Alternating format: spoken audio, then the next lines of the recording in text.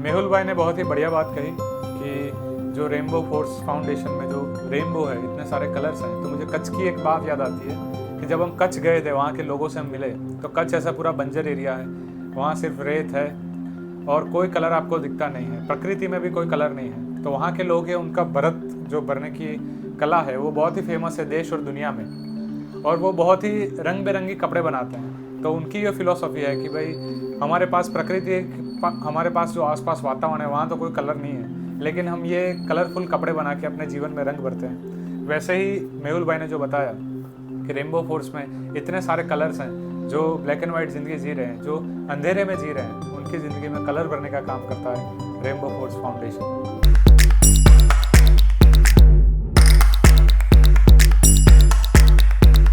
नमस्कार दोस्तों, welcome to नुक्कड़ पॉडकास्ट।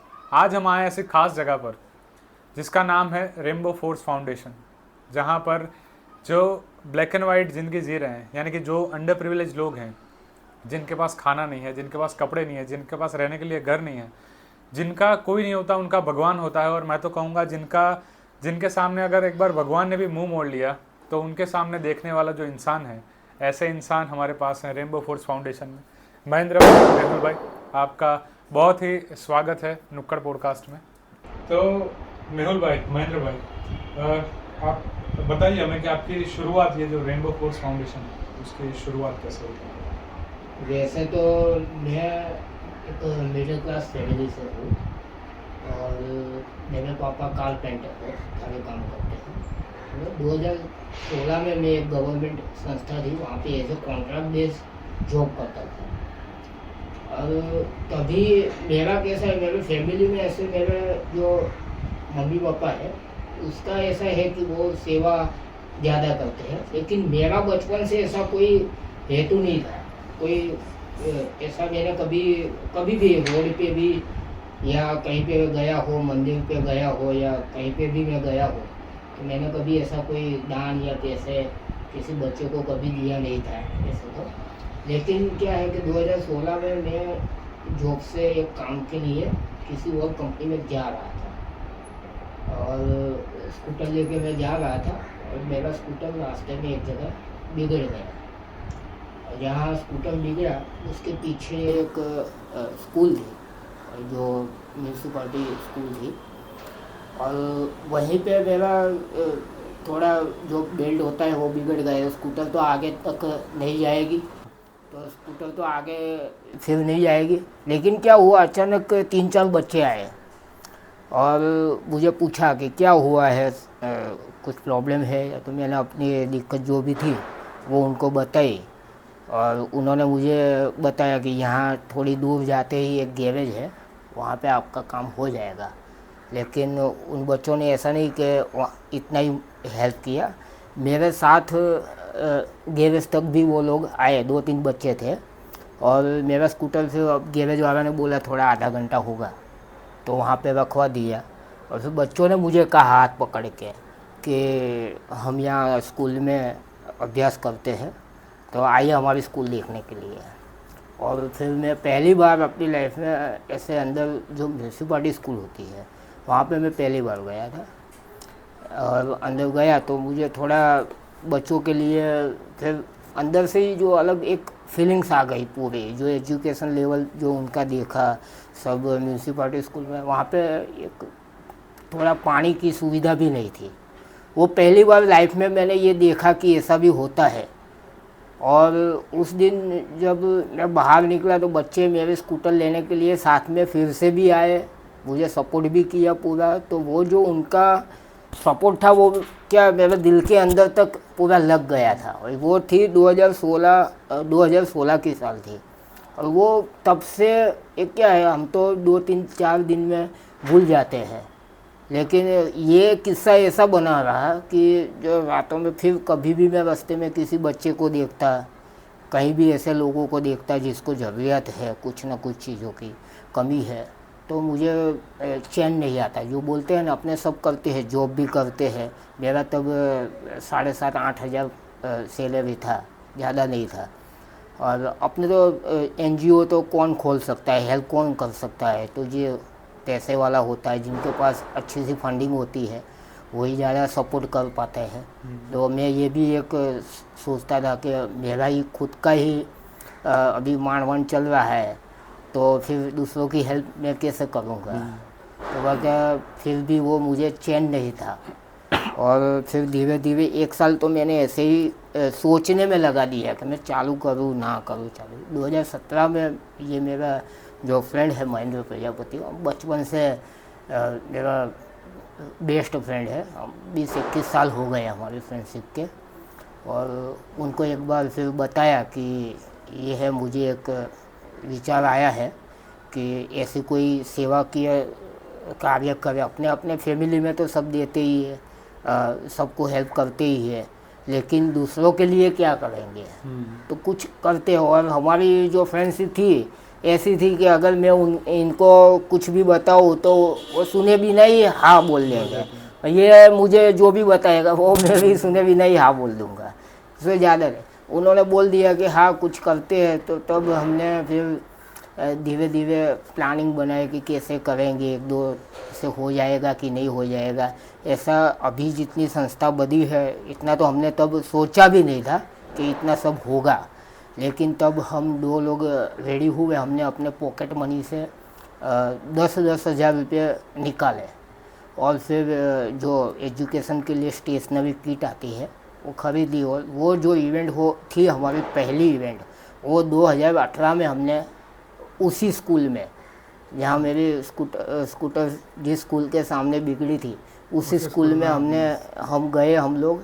और हमारा एक तीसरा भी फ्रेंड है मुकेश चावड़ा, वो अभी भी हमारे संस्था में है ही। वो पहली बार हमारी फोर्स में हमारे साथ ज्वाइन हुआ पहला स्वयं सेवक है और परम मित्र भी है हमारा। तो हमने 2018 से ऐसे एजुकेशन के लेवल पे पहली इवेंट हमने स्टार्टअप की। महेंद्र भाई, जैसे मेहुल भाई ने बताया कि भाई उनकी स्टोरी थी ये स्टार्ट करने के पीछे, आप कैसे जुड़े? आपको ऐसे जैसे इन्होंने बताया कि भाई दोस्ती तो है कि भाई बोल दिया कुछ करना है तो ये नहीं पूछना क्या करना है कैसे करना है, हाँ भाई करना है, भाई ने बोला करने का तो करने का, ये आपकी दोस्ती है, बहुत बढ़िया बात है। तो आप इसके साथ जुड़े फिर कैसे? इन्होंने जैसे इन्होंने अपनी स्टोरी बताई कि भाई हमने पहला इवेंट किया, तब तक आपकी जर्नी कैसे रही? आप उससे पहले क्या करते थे और अभी क्या कर रहे हैं, उसके बारे में बताइए। मेरा नाम महेंद्र प्रजापति है। मैं गरीब फैमिली से बिलोंग करता हूँ। हमारे फ्रेंड बचपन से बोले तो स्कूल से ही फ्रेंड है। स्कूल भी साथ किया, फिर ITI में भी साथ में गए, फिर अप्रेंटिस जो इसरो में किया वहाँ पे भी साथ में थे, फिर जॉब में भी साथ में ही थे। फिर यहाँ पे जॉब करने के बाद मैंने बिजनेस स्टार्ट किया। बिजनेस स्टार्ट करने के बाद एक दिन मेरे यहाँ पे आया मेहुल भाई और मेरे को बोला कि ऐसा मेरा प्लान है, रेनबो फोर्स फाउंडेशन खोलने की इच्छा है, गरीब को लिए कुछ करना है, बच्चों के लिए कुछ करना है। और बचपन से ही हमारी इच्छा थी कि दूसरों के लिए कुछ करें। अपने लिए तो सब जीते हैं, लेकिन दूसरों के लिए जीना बहुत बड़ी बात है। और हमारी पहले से ही जब भी हम साथ में घूमते जाते तो हमारा जो भी रहता मैटर तो वही रहता कि भाई क्या करना है लाइफ में, दूसरों के लिए क्या करना है। अपने लिए तो हम करने ही वाले हैं, फैमिली के लिए, कि दूसरों के लिए कुछ ऐसा करना है कि जो सबको हेल्पफुल बने। तो फिर इन्होंने मेरे को पूरा प्लान बताया। फिर मैंने बोला चलो कल से अपने स्टार्ट कर देते हैं। फिर इसने मेरे को बताया कि फिर अपने को स्कूल से स्टार्ट करते हैं। तो हमने फिर थोड़ा फंड इकट्ठा किया। इसने थोड़ा निकाला 5,000 मैंने निकाला। फिर तीसरा फ्रेंड था हमारा मुकेश चावड़ा करके, तो उसको मैंने बोला भाई तेरे को आने का है, तो वो तो आ ही गया। कुछ पूछा भी नहीं हमको क्या है कुछ, उसने बोला भाई करना है तो चलो। फिर शुरुआत में 3-4 लोग थे, तो हमने स्टार्टिंग में इसका पहले से ही क्या है, जो भी काम करने का होता है ना उसका ये पूरा जीरो ग्राउंड रिपोर्ट से पूरा स्ट्रिक्टली काम करता है। तो उसने पहले से सब प्लानिंग किया था क्या करना है, कि फिर फ्यूचर में कितना क्या करना है, क्या अपना मोटिवेट होगा, यूनिफॉर्म क्या करना है, फिर आगे क्या करना है, सब उसने पहले पूरा पिक्चर तैयार करके ही रखा था। इसने धीरे धीरे स्टेप बाय अपने चलते गए। तो पहले अपने गोता हाउसिंग के स्टार्ट किया। वहाँ पे लगभग नहीं हो ना तो 200 लोगों को हमने स्टेशनरी किट प्रोवाइड की। तो वहाँ पे बच्चे बहुत खुश हो गए। वो स्कूल गोता हाउसिंग स्कूल के साथ एकदम पुअर एरिया है। वहाँ पे ऐसे बच्चे आते कि जिसके माँ बाप नहीं होते, अनाथ होते। तो हमको वहाँ पे जाके मालूम पड़ा कि यहाँ पे ऐसे भी बच्चे आते हैं कि जिसके माँ बाप नहीं है, वो अपने अंकल के वहाँ पे रहते हैं और उसके कपड़े भी फटे होते हैं। तो दूसरा हमको मोटिवेट वहाँ से ऐसा मिला कि अब हमको एजुकेशन में ज़्यादा फोकस करना है, कि इतनी बहुत सारी स्कूल है गांव में कि जहाँ पे अभी गांव में यूनिफॉर्म नहीं है, सब बच्चे नंगे फुंगे जाते हैं स्कूल में। फिर ऐसे ऐसे करते हमने आगे इवेंट स्टार्ट किया, फिर किसी गांव में हमने यूनिफॉर्म डोनेट किया, ऐसे ऐसे मोटिवेट होते गए। फिर किसी ऐसे करते करते करते हमारे अभी तक 400 प्लस वॉलंटियर हो गए। फिर हमने खंभात में नए टीम बनाई, पोरबंदर में बनाया, खेत ब्रह्मा में बनाया, ऐसे ऐसे इवेंट चलता गया हमारा। ऐसे हमारी जर्नी ऐसे आगे है, अभी ऐसे भी हम आगे करते जाएँ। तो ये जो नाम आपने बताया, ये जो नाम है रेनबो फोर्स फाउंडेशन, तो ये रेनबो फोर्स के पीछे कोई पर्टिकुलर कहानी? हाँ, वो ऐसा होता है कि अपने लोग जो मिडिल क्लास फैमिली होती है या हायर मिडिल या हाई लोग जो होते हैं, उनकी लाइफ तो क्या है, कलरफुल होती है। हम तो उतना ही तो कर ही सकते हैं कि हम एजुकेशन ले सकते हैं, थोड़े कपड़े पहन सकते हैं, थोड़े पैसे हम कहीं भी हमको कुछ ख़रीदना है तो हम खरीद सकते हैं। लेकिन मैंने इन लोगों की जो ज़रूरतमंद लोग होते हैं, इन लोगों की लाइफ को मैंने बहुत नज़दीक से एक स्टडी किया है। उनकी लाइफ कलरिंग वर्ल्ड में होते हुए भी वो लोग एक ब्लैक एंड वाइट लाइफ ही जीते हैं। जो भी खुशियाँ होती है, छोटी छोटी खुशियों में वो लोग खुश हो जाते हैं। अपने कुछ अगर आप भी कहीं पे जाओगे, कुछ भी लेके जाओगे तो वो सिंपली खुश हो ही जाएंगे उतने में ही। अपने घर के बच्चे कैसे होते हैं अभी के, मोबाइल दो तो वो लैपटॉप मांगेंगे, लैपटॉप दो तो वो टैबलेट भी मांगेंगे।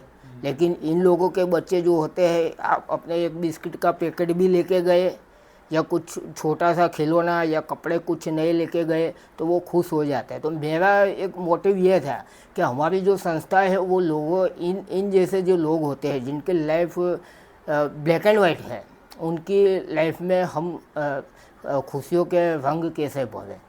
और ये रंग भरने के लिए एक अकेला इंसान तो क्या कर पाएगा या दो इंसान तो क्या कर पाएंगे। तो इनके लिए होता है जो टीम वर्क होता है, वो मैं अपनी थिंकिंग से बोलता हूँ कि जो टीम वर्क होता है ना वो सबसे बेस्ट होता है। वो इसमें जो यूनिटी होती है तो हम एक ही दिन में या एक ही वक्त में हम काफ़ी जगह पहुँच सकते हैं और काफ़ी नए इतने कितने लोग हम खड़े कर सकते हैं जो हमारे जैसे जिनको समाज सेवा करनी होती है लेकिन कोई रास्ता नहीं होता। काफ़ी लोग ऐसे होते हैं, हमको काफ़ी लोग ऐसे भी मिले हमसे भी अच्छे हैं जो जिनको हमसे भी अच्छी सेवा करनी है ज़्यादा, लेकिन उन लोगों के पास क्या है, कोई वे नहीं होता पर्टिकुलरली। तो ऐसे लोग हमारी संस्था में आते हैं, जुड़ते हैं और हमारे साथ मिलकर ऐसी समाज सेवा करते हैं तो वो जो बन जाती है वो एक देश सेवा है। तो वो भी इनको भी हम क्या बोलेंगे, एक फोर्स ही बोलेंगे, तो रेनबो फोर्स हो गया। मेहुल भाई ने बहुत ही बढ़िया बात कही कि जो रेनबो फोर्स फाउंडेशन में जो रेनबो है, इतने सारे कलर्स हैं। तो मुझे कच्छ की एक बात याद आती है कि जब हम कच्छ गए थे, वहाँ के लोगों से हम मिले, तो कच्छ ऐसा पूरा बंजर एरिया है, वहाँ सिर्फ रेत है और कोई कलर आपको दिखता नहीं है, प्रकृति में भी कोई कलर नहीं है। तो वहाँ के लोग हैं, उनका भरत जो भरने की कला है वो बहुत ही फेमस है देश और दुनिया में, और वो बहुत ही रंग बिरंगी कपड़े बनाते हैं। तो उनकी ये फिलॉसफी है कि भाई हमारे पास प्रकृति है, हमारे पास जो आसपास वातावरण है वहाँ तो कोई कलर नहीं है, लेकिन हम ये कलरफुल कपड़े बना के अपने जीवन में रंग भरते हैं। वैसे ही मेहुल भाई ने जो बताया कि रेनबो फोर्स में इतने सारे कलर्स हैं, जो ब्लैक एंड वाइट ज़िंदगी जी रहे हैं, जो अंधेरे में जी रहे हैं, उनकी ज़िंदगी में कलर भरने का काम करता है रेनबो फोर्स फाउंडेशन। बहुत सही है। तो इससे पहले आप जो फोर्स में आए और ये करने लगे काम, तो शुरुआत में आपको क्या क्या तकलीफ़ें हुई, कैसे आप, यानी आपने पहले बोला कि जैसे खुद से शुरुआत करनी रहती है, सबसे पहले आप खुद ही पैसे डालेंगे, खुद ही आप ग्राउंड पे जाके भी आप खुद ही काम कर रहे हैं, फिर कोई दोस्त है तो उसको पकड़ लिया कि नहीं भाई आप जुड़ जाओ हमारे साथ। तो वो स्टार्टिंग में आपको क्या क्या चैलेंजेस आपको फेस करने पड़े? ऐसे क्या होता है कि कभी कभी आपने देखा होगा कि हम कोई मूवी देखने गए, समझो ना हम क्रिस देखने गए, तो हम जब क्रिस देखकर बाहर आएंगे तो हमको क्रिस बनने का मूड होएगा। हम जैसी मूवी देखते हैं थोड़े टाइम उसके बाद हमको ऐसा कुछ करने का मन होता है जो हम अंदर से मोटिव हो जाते हैं। तो ऐसा होता है, मुझे भी ऐसा था कि मैंने अगर इतने बच्चे को देख लिया, उन्होंने मेरी हेल्प कर दी है, शायद मुझे भी अंदर से कोई छोटे टाइम का जो स्मॉल टाइम के लिए एक मोटिव हो जाता है कि अभी अभी मेरी उत्सुकता बढ़ गई है तो मैं समाज सेवा करने लगा।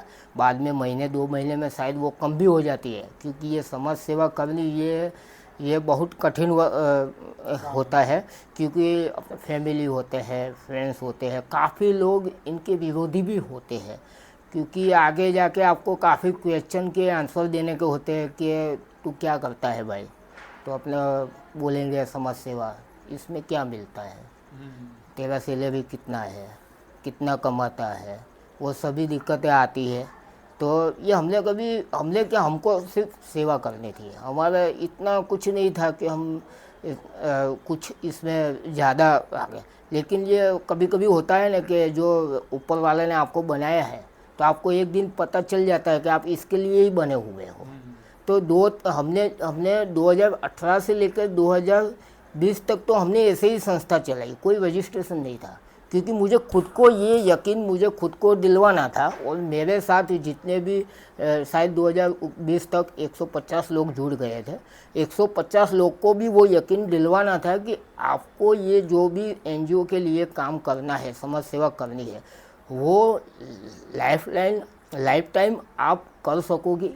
ये कल आके आपको ऐसा भी लगे अब टाइम नहीं है, अब मैं बोर हो चुका हूँ, ये भी होता है। लेकिन बहुत टाइम के बाद हमको पता चला कि नहीं, ये हम जब करते थे तो हमको खुशी मिलती थी, बाकी सब में हमको वो खुशी नहीं मिलती। जो कहते हैं ना कि सब मिल जाता है आपको, लेकिन खुशी कहाँ से मिलेगी? तो खुशी तो आप कोई भी जीव हो उनकी सेवा करेंगे तो मिलेगा। तो स्टार्टिंग में हमें काफ़ी ऐसे विरोध भी देखने को मिले, क्योंकि हम लोग फोटोग्राफ वीडियो सब उतारते थे। तो अब जो घर पे बैठे लोग हैं उनको तो कुछ काम होगा नहीं, तो वो लोग हमारा विरोध करेंगे कि आप फ़ोटो खींचते हो, गरीबों का मजाक उड़ाते हो, वीडियो बनाते हो।